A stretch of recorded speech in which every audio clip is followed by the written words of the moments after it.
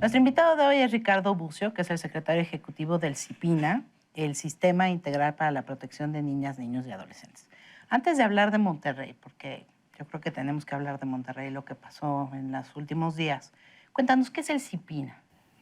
Es un mecanismo de articulación. Lo que busca es que haya decisiones de políticas públicas y también una coordinación con la sociedad para que se pueda atender el desarrollo, garantizar los derechos de todos los niños, niñas y adolescentes. Hay 39.2 millones de personas en el país que tienen entre 0 y 17 años, que tienen una enorme cantidad de derechos reconocidos, pero no había hasta ahora ninguna instancia y ninguna manera de hacer que las múltiples instituciones públicas que prestan servicios a esta población tuvieran un objetivo común, digamos que tuvieran un proyecto de qué quiere México para sus niños y sus adolescentes. Y también reconocerlos como titulares de derechos, que eso también nos cuesta mucho trabajo, ¿no? Nos cuesta Mucho. muchísimo trabajo. Parte del problema es que hay que cambiar la visión que tenemos. Los niños Adultocéntrica, son ¿no? adultocéntrica y patrimonialista. Adultocéntrica porque estos gobiernos servían o sirven a los adultos y los adultos cuidan a los niños. Entonces tú piensas un gobierno para adultos, tú piensas presupuestos, políticas, leyes, todo para adultos. Y una visión patrimonialista, los niños son nuestros, tú decides sobre ellos, tú decides qué derechos tienen o no. Incluso en términos legales, como asumimos que con la mayoría de edad se adquiere la ciudadanía, en realidad es la ciudadanía política y solo para 2 derechos. Exacto. Todo lo centramos en los 18 años y pensamos que antes de eso o hay derechos restringidos o los padres deciden cuáles o no tienen derechos. A ver, hablemos de lo que pasó en Monterrey. Un chavo de 15 años, joven, tiene acceso a un arma de su padre por razones que desconocemos y que quizá nos importa, no nos importa. Esa es una de mis preguntas. Dispara en su salón a 3 personas. Nos ha simbrado la noticia. ¿Qué reflexión primera te viene a la cabeza siendo quien eres y encargándote de lo que te encargas? Lo primero, que hay una generación, quienes hoy son niños y adolescentes, que han crecido ya toda su vida en un ambiente de alguna forma de normalización de las violencias.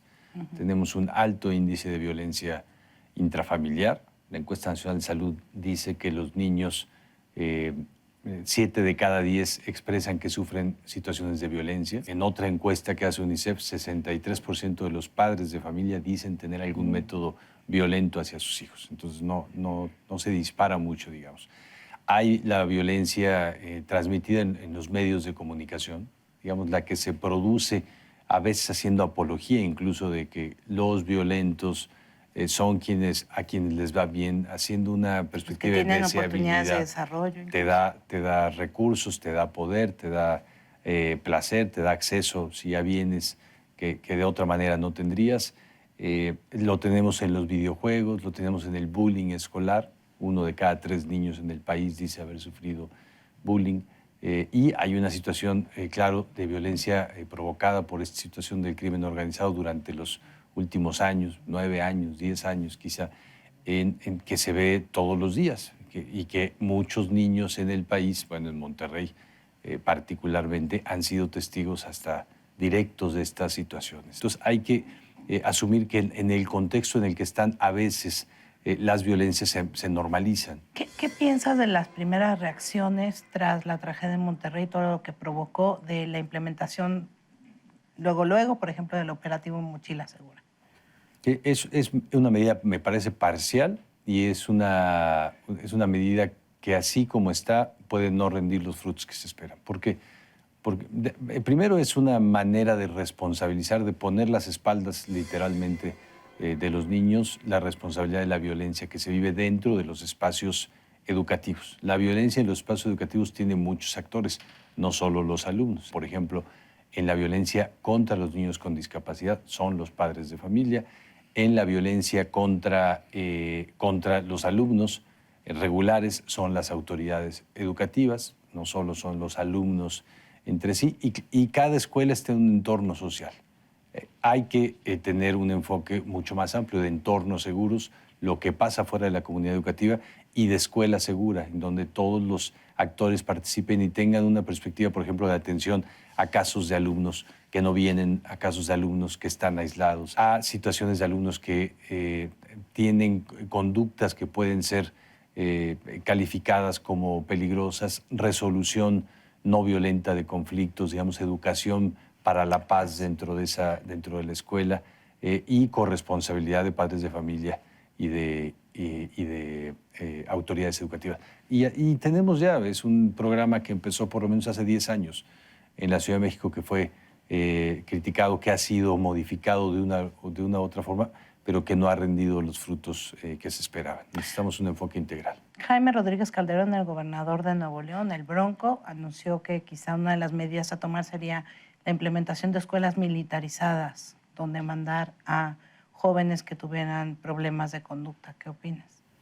Yo creo que esa perspectiva, primero, no creo que empata con lo que la Ley General de Derechos dice sobre el derecho a la educación en términos de una vida integral.